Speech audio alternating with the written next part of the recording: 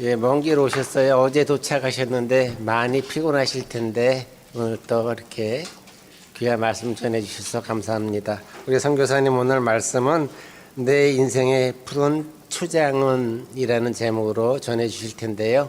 많은 은혜 받으시기 바랍니다. 박수로 환영합니다.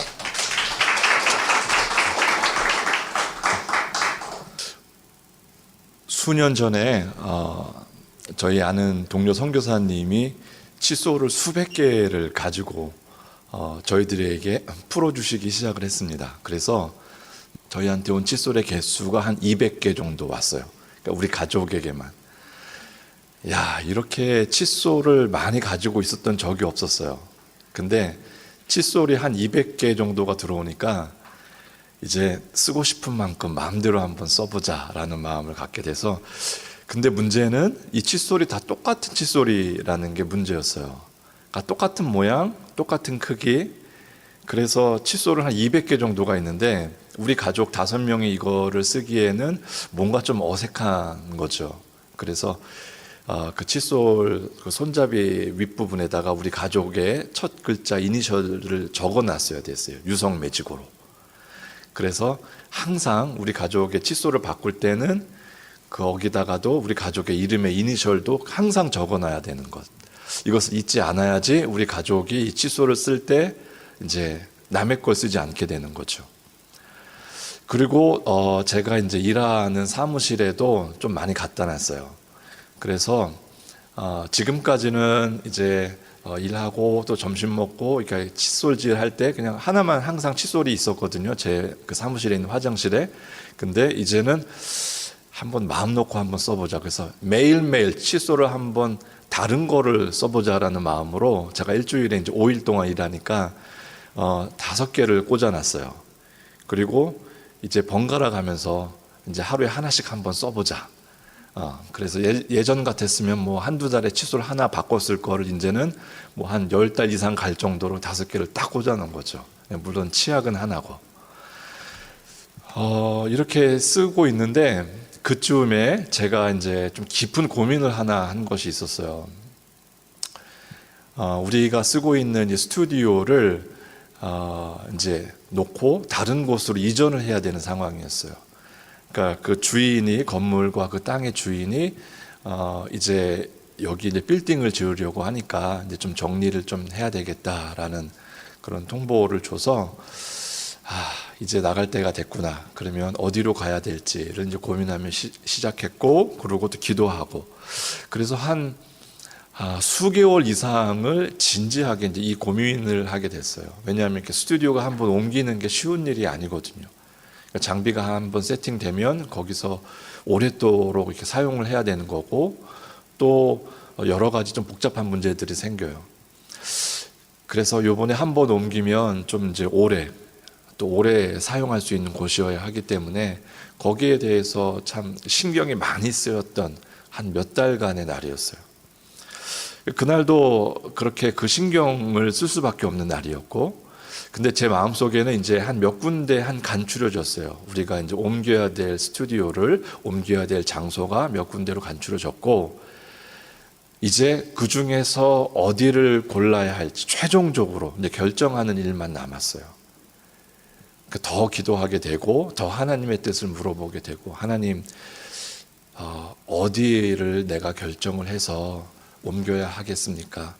근데 솔직한 마음으로는 그 중에 이거다라고 찍어주시는 데가 있었으면 좋겠더라고요.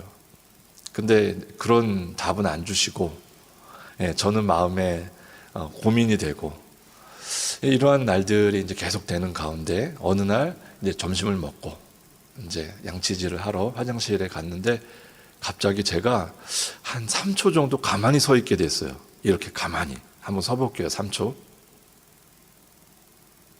네, 이 정도. 왜 양치질 하러 갔는데 왜 3초 동안 가만히 서 있지?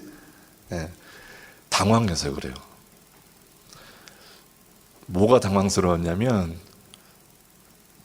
칫솔에 내 이름이 적힌 칫솔이 없는 거예요. 그래서 칫솔을 고르려고 하다가 3초 정도 내가 골라야 될 칫솔이 없는 걸 보고 당황했던 거예요. 3초가 지나서 깨달았어요. 아, 여긴 집이 아니지.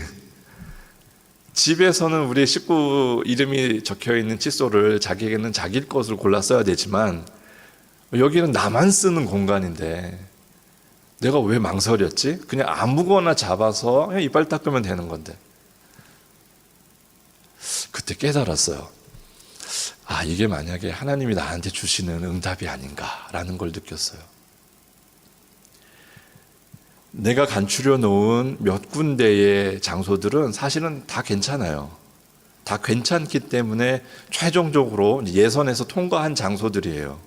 그리고 이제 그 중에 어떠한 장소로 스튜디오를 옮겨야 할지에 대해서 한 군데만 정해야 되는 건데, 그거를 못 정하고 하나님이 바로 여기다라고 하나 꼭 집어서 말씀해 주시는, 그것을 기다리고 있는 나에게 하나님이 주시는 응답이라는 생각이 들었어요. 그냥 아무데나 가. 다 내 거야. 여기를 가도 내 거고 여기를 가도 내 거고 저기를 선택해도 내 거야. 네가 그냥 마음에 가고 싶은데 골라. 다 내 거야 라는 음성이 제 안에 들렸어요. 칫솔을 통해서 사실은 저는 그 앞에 섰을 때 3초 동안 주저할 이유가 없었어요. 그냥 가서 그냥 아무거나 잡으면 되는 거예요. 이름이 안 써져 있어도 똑같은 모양이어도 그냥 다 내 거거든요. 누가 거기 가서 제 칫솔을 쓸 일이 없거든요. 다 아무거나 내가 골라서 쓰면 되는 건데, 그 상황 속에서 하나님께서 저에게 주시는 깨달음이었습니다. 아무거나 골라서 가라. 조금은 무책임하지 않아요? 나는 이렇게 기도하고 있는데 이렇게 간절하게 하나님께서 주신 곳이 어딘지를 구별해 내기 위해서 진지하게 생각하고 하나님께 의지하고 있는데 그냥 아무거나 골라서 네 마음에 드는 대로 가라라는 음성이, 이게 도대체 하나님 음성인가라는 생각일 수 있잖아요. 그런데 저는 진지하게 그것이 하나님의 음성으로 들렸어요. 모두가 다 하나님의 것이라는 것. 그리고 이미 네 판단 속에 있어서 그냥 아무거나 골라도 그곳에서 하나님이 하실 일을 행하실 거라는 그 응답이었어요. 그러니까 장소가 그렇게 중요한 것이 아니고 그 장소에서 무엇을 하든지 하나님께서 목적하신 바를 행하면 하나님이 거기에 맞게 역사해 주실 거라는 확신이었어요. 그래서 바로 그 다음날 결정했어요. 그냥 아무거나. 그래서 그곳이 바로 우리가 다음에 옮겨야 될, 스튜디오가 생겨야 될 이제 자리다라는 응답으로 갖고 이제 준비를 하게 됐죠. 여러분, 이 칫솔에 대한 아주 짧은 이야기지만 이것은 우리가 가치관, 세계관에 관련된 문제까지 연결이 돼요. 오늘 시편 23편의 말씀을 우리가 들었고, 우리 대부분은 아마 이 말씀을 눈 감고 천천히 한번 생각해 보라고 해도 외울 수 있는 말씀이에요. 그런데 세계관이 이 시편 말씀, 23편 말씀을 읽기에 준비되지 않은 세계관을 갖고 있으면 좀 어려워요. 여러분, 세계관이라는 말은 많이 들어봤잖아요. 세계관, 뭐 가치관 이렇게 얘기도 하기도 하는데, 세계관이라는 것을 우리 잠깐 한번 생각해보고 다시 이 말씀 속으로 들어가고 싶어요. 세계관이라는 게 뭘까요? 세계, 뭐 말처럼 세계를 보는 눈, 뭐 이런 거예요. 세계, 그러니까 사물, 현상, 그리고 보이는 거, 보이지 않는 거, 이런 모든 것들에 대한 나의 신념, 가치관들을 형성하는 틀이 세계관이에요. 그러니까 예를 들어서 여러분, 사람이 중요하죠. 사람이 물건보다 중요하죠. 그렇죠. 어떤 물건, 여기 뭐 아무거나 하나 골라보세요. 아무리 여기 제일 좋은 뭐 비싼 물건 하나 골라보고, 여러분이나 여러분 옆에 있는 사람 한 사람을 이제 골라보세요. 둘 중에 누가 더 중요해요? 여기 아무리 비싼 게 있다 해도 사람이 중요해요. 이게 바로 여러분 벌써 세계관이 그 틀이 형성이 되어 있는 거예요. 이것보다는 이게 훨씬 중요하다. 이게 망가져도 이거는 망가뜨릴 수 없다라는 것. 이게 바로 우리가 갖고 있는 신념인데, 이 신념이 형성되어져 있는 그 틀이 바로 세계관인 거거든요. 또 한 가지 한번 제가 말씀드려 볼게요. 시드니에 올 때 제가 여러 가지 느끼는 게 있지만 참 다른 거 하나가 있어요. 제가 있는 필리핀에서는 사실은 사람보다는 차가 먼저예요. 그것도 비싼 차면 당연히 먼저 비싼 차가 사람보다 훨씬 가치가 높죠. 느낌이 그래요. 느낌이 진짜로 그렇다는 건 아니고, 거리를 다녔을 때 느낌이 차가 사람보다는 더 우선이 되는 것 같다라는 느낌이 들어요. 근데 시드니의 길가를 가면 차보다는 사람이 우선인 것 같아요. 확실하게. 네. 이게 너무 많이 다르더라고요. 그러니까 세계관이 다르면 그 세계관을 통해서 나오는 실체의 모습들이 달라지게 돼요. 자, 이 세계관의 개념을 갖고 다시 시편 23편으로 이제 들어갑니다. 자, 이제 우리 시편 23편의 주제가 뭘까요? 여러분 좋아하시는 단어, 한 단어를 꼽으라고 하면 아마 푸른 초장 아니면 쉴만한 물가일 거예요. 근데 이 시편 23편에서 말씀하시고자 하시는 것이 과연 푸른 초장 아니면 쉴만한 물가일까? 생각해 보면 그게 아니에요. 그러니까 시편 23편을 과연 다윗이 우리에게 무엇을 전해주기 위해서 하나님이 쓰시게 하신 걸까를 생각해 보면 이 주제가 이제 분명해지는데, 그것이 푸른 초장이 아니다라는 거예요. 쉴만한 물가도 아니라는 거예요. 어쨌든 푸른 초장, 쉴만한 물가를 함축해서 푸른 초장 하나라고 할게요. 이 푸른 초장이 시편 23편의 주제가 아니라는 거예요.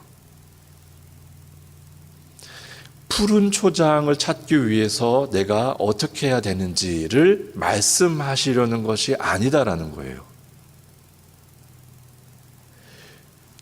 다윗이 가지고 있었던 세계관은 무엇이었냐면, 이 모든 세상이 하나님의 것이라는, 하나님이 창조하셨다라는 것에 대한 확신 있는 신념이었어요. 그 신념에서부터 발생한 다윗의 세계관 속에 들어가 있는 내 인생의 주인까지도 하나님이다라는 것은 바로 다윗이 확신하고 있는 그 틀이었어요. 바로 세계관이었어요. 그래서 다윗의 세계관을 한마디로 이야기하면 여호와는 나의 목자시니 그래서 내게 부족함이 없습니다. 이게 다윗이 가지고 있는 세계관이에요. 그러니까 이 뜻은 뭐냐면, 이 세계의 모든 것들이 하나님의 것이라는 거고, 자신도, 그리고 자신이 살아가는 모든 인생도 하나님의 것이라는 것, 이것이 바로 다윗이 가지고 있는 신념이에요. 그래서 내 인생의 모든 것을 결정하는 것이 내가 아니고 나의 목자라는 것을 바로 시편 23편을 통해서 우리에게 전달해 주고 계시는 거예요. 이게 바로 다윗이 가지고 있는 세계관이에요. 여러분, 우리도 이거 하나만큼 잊지 말아야 돼요. 이 세상이 하나님에 의해서 창조되었다라는 것. 이 세상의 의미는 뭐냐면 나도 거기에 포함되어 있다는 거예요. 나도 하나님이 창조하신 거라는 거예요. 그러면 내가 살아가고 있는 시간, 내가 마주하고 있는 환경, 내가 밟고 있는 곳곳, 이 모든 것들도 다 누구 것? 하나님의 것임을 인정하는 거예요. 이것이 바로 이 세상이 하나님이 창조하셨다라는 것을 믿는 신념이고, 내 생명까지도, 내 인생의 모든 시간까지도 하나님에 속해 있다라는 거예요. 그러면 이 세계관을 가지고 다시 한번 시편 23편을 볼게요. 시편 23편, 여호와는 나의 목자시니 내가 아무 부족함이 없습니다. 그래서 나를 인도하시는 곳은 푸른 초장이고 쉴만한 물가입니다 라는 것으로 이 시편은 시작이 돼요. 여러분, 여기서 우리 한 가지만 더 생각해 볼게요. 그러면 나도 나를 여기까지 인도하시는 분이 하나님이시고 내 인생의 주인이 하나님이시고 나의 모든 시간의 주인이 하나님이시고 이 환경을 나에게 주신 분이 하나님이라고 하면, 이 자리를 나에게 주신 분이 하나님이라고 하면 나는 과연 이 자리를 떠나야 할까? 하지 말아야 할까라는 고민도 할 수 있어요. 그러니까 내게 있는 환경이 하나님이 나에게 주신 푸른 초장이면 나는 떠나지 말아야 되잖아요. 이 고민을 우리가 해결하고 다시 이 말씀 속으로 돌아와야 돼요. 그러니까 지금 우리 힘든 일들이 여러 가지가 있잖아요. 우리 중에 갈등을 안 하고 이 세상을 살아가는 사람은 없어요. 우리 중에 힘든 상황을 훌쩍 뛰어넘어서 힘든 상황하고 닿지 않고 살아가는 사람은 없어요. 그러면 지금 내가 힘든 상황, 이 어렵고 괴롭고 상당히 어려운 이 무거운 마음을 갖고 있는 내 상황은 푸른 초장이 아닐 수도 있어라는 고민을 할 수 있잖아요. 근데 그 고민을 가지고 이 말씀을 보면, 아니야, 이게 푸른 초장일 거야. 나는 푸른 초장을 떠나지 말아야지. 참고 견뎌야지. 라고 생각할 수 있잖아요. 그것을 이야기하려고 하는 게 시편 23편의 주제는 아니다라는 거예요. 그러니까 내가 힘들어하는 상황, 내가 밟고 있는 이 어려운 위기의 상황도 하나님이 나를 놓으신 푸른 초장, 쉴만한 물가이니까 나는 이 쉴만한 물가, 푸른 초장을 떠나지 말아야지. 절대 떠나지 말아야지. 잡고 있어야지. 참고 견뎌내야지. 여기서 죽어야지. 왜냐하면 푸른 초장이니까. 이 이야기를 우리에게 해주려고 시편 23편의 말씀이 있는 것이 아니다라는 거예요. 그러면 뭘 얘기하려고 하는 건가? 세계관에 관련되어 있는 거고, 기독교적 세계관. 우리가 요즘 얘기하는 기독교적 세계관이지만 예전에 그런 단어 같은 게 없었을 거예요. 그러니까 하나님의 세계관, 하나님 나라에 관련된 세계관이었을 거예요. 푸른 초장에 나의 세계관의 틀을 형성해 놓으면 내 관심은 푸른 초장이에요. 그러니까 나는 푸른 초장에 가고 싶어 해요. 푸른 초장에서 살고 싶어 하고 푸른 초장에서 죽을 때까지 있고 싶어 해요. 왜냐하면 나의 관심이, 나의 틀이 푸른 초장이기 때문에. 그런데 시편 23편의 말씀은 이 틀이 아니다라는 거예요. 이 틀이 아니야. 푸른 초장에 살려고, 푸른 초장만 생각하면서 살려고 하는 그 틀이 아니고, 너의 창조주가 너의 인생의 주인이 누구이신지를 알아라라는 세계관이에요. 하나님이 내 인생의 주인이시고 하나님이 내 시간의 창조자이시고 이 모든 것이 다 하나님의 것이라고 하면, 내가 살아가는 이 오늘의 스토리는 내 스토리가 아니고 사실은 하나님의 스토리라는 거예요. 그 하나님의 스토리 안에서 살아가는 곳, 그곳이 바로 푸른 초장으로 보여지게 돼요.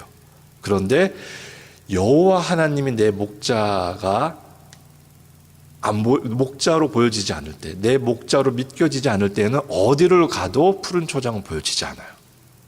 하지만 여호와 하나님이 나의 삶의 주인이시고 내가 가는 모든 이 길의 주인이시고 나의 인생의 모든 시간도 하나님의 이야기 속에 품고 계시는 하나님의 스토리, 그리고 그 모든 것을 인도해 가시는 나의 목자라고 믿겨질 때는, 그때야 비로소 내가 있는 곳이 푸른 초장인 것을 보게 돼요. 그래서 푸른 초장을 찾아 나서면 푸른 초장을 만날 수 없어요. 푸른 초장에 관심을 갖고 푸른 초장을 찾아 나서기로 하면 할수록 푸른 초장은 점점 멀어져요. 푸른 초장은 어디냐면 어디가 아니에요.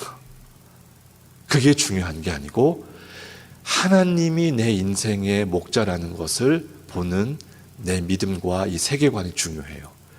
그곳은 다 푸른 초장으로 느껴져요. 다윗이 이 시편 말씀을 썼을 때는 대략 몇 살쯤 되었을 것 같아요? 젊었을 때였을까? 아니면 어렸을 적에 써놓은 시였을까?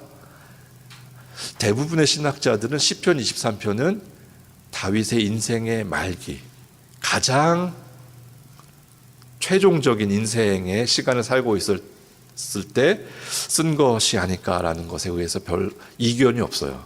그러니까 대부분 다 사람들이 그렇게 생각을 해요. 연구하고 찾으면 찾을수록 시편 23편은 다윗이 이제 죽기 얼마 직전에 써놓은 거라는 거에서 대부분의 의견이 일치한다는 거예요. 다윗이 살아왔던 시간은 사실 이 시편 23편에 의하면 쉬운 시간이 아니었어요. 죽음이라는 단어도 나오고 사망, 음침한 골짜기 이런 단어들을 묘사하는 걸 봤을 땐 상당히 어렵고 힘든 상황이었다는 것을 우리는 알 수 있게 돼요. 실제로 다윗이 어떤 삶을 살았는지를 성경이 말씀해 주시는 것을 보면 쉬운 시간이 아니었어요. 죽음과 싸우는 시간을 피해서 도망했던 다윗의 날들이 얼마나 오래됐고 많았는지 몰라요. 그랬는데도 다윗은 푸른 초장을 얘기해요. 그리고 쉴만한 물가를 얘기해요. 다윗이 정말 푸른 초장을 살았을까요? 그래서 푸른 초장이라고 이야기하는 걸까요? 다윗이 정말 쉴만한 물가를 평생 살아서 쉴만한 물가라고 얘기하는 걸까요? 그렇지 않아요. 시편 말씀이 오직 우리에게 전하시는 한 가지 푸른 초장을 볼 수 있는 조건은 다른 게 없어요. 여호와는 나의 목자이심을 보는 거예요. 여러분, 이 세계관을 갖고 있지 않고서는 우리는 절대 푸른 초장을 만날 수가 없어요. 가만히 보니 우리 모두는 다 한국 사람인 것 같아요. 여기에 저와는 다른 체질을 갖고 있는 사람, 그런 사람은 없는 거로 봐서는 우리는 다 한국 사람인 것 같아요. 그러면 우리의 부모님이라든지 심지어는 우리 자신도 언젠가는 한국에 있었던 사람이겠죠. 그리고 우리는 좀 문화도 다르고 언어도 다르고 세계관도 다른 공동체에서 우리가 지금 살아가고 있는 것 같아요. 그러니 여러분 얼마나 힘드시겠어요. 그러니 여러분 얼마나 어려웠던 시간이 많으셨겠어요. 그때마다 푸른 초장을 얼마나 찾고 싶어 하셨어요.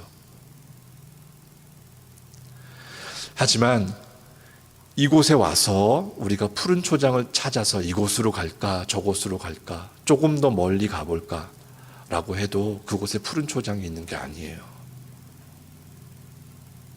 이곳에서 일할까 저곳에서 일할까 조금 더 멀리 이 땅의 끝에서 일해볼까.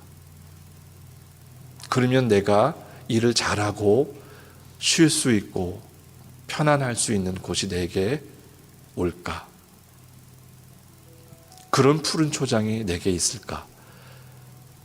다윗의 시편 23편이 우리에게 주시는 말씀은 그것에 초점을 두지 말고 너의 인생의 주인이신 목자이신 하나님께 너의 눈을 맞추라는 거예요. 그리고 그 여호와 하나님이 너의 인생을 이끄실 목자이심을 잊지 말라는 거예요. 그러면 내가 경험한 푸른 초장, 쉴만한 물가도 여러분도 경험할 것입니다 라는 메시지를 전해주고 계시는 거예요. 이것이 오늘 우리가 시편 23편을 통해서 들어야 될 하나님의 말씀이에요. 이 이야기를 듣고도 푸른 초장에만 단어가 꽂혀 있으면, 쉴만한 물가에만 단어가 꽂혀 있으면, 우리의 마음이 그곳에만 가 있으면 우리는 평생 푸른 초장을 만날 수가 없어요. 이 이야기를 통해서 우리가 하나님의 말씀을 듣는 것은 무엇이냐면 나의 인생의 주권자이신 하나님을 바라보고 나의 목자이신 하나님을 내가 계속 바라보자 라는 마음가짐을 갖는 것이 하나님이 이 말씀을 통해서 우리에게 메시지를 주시는 거에 대한 반응인 것입니다. 이 반응이 우리에게 있고 우리의 눈이 다른 것에 있지 않고 우리의 목자이신 여호와 하나님께 있기를 간절히 바라겠습니다. 하나님 아버지, 이 세상에 어디를 가면 푸른 초장을 만날 수 있을지, 내가 고민하고 갈등하고 어려워 해결해야 되는 이 모든 문제들을 다 내려놓고 떨칠 수 있고 편안할 수 있을지, 이러한 것을 고민하고 그렇게 살고 싶은 것이 저희의 사실은 본성인 것 같습니다. 그렇지만 하나님 아버지께서 말씀하신 것을 저희가 붙잡고 저희가 푸른 초장을 찾아서 떠날 것이 아니고 저희의 믿음의 눈을 들어서 저희의 목자이신 여호와 하나님을 바라보게 하여 주시옵소서. 그래서 저희도 다윗이 경험하는 이 푸른 초장을 주님과 함께 살아가는 모두가 되게 하여 주시옵소서. 예수님 이름으로 기도합니다.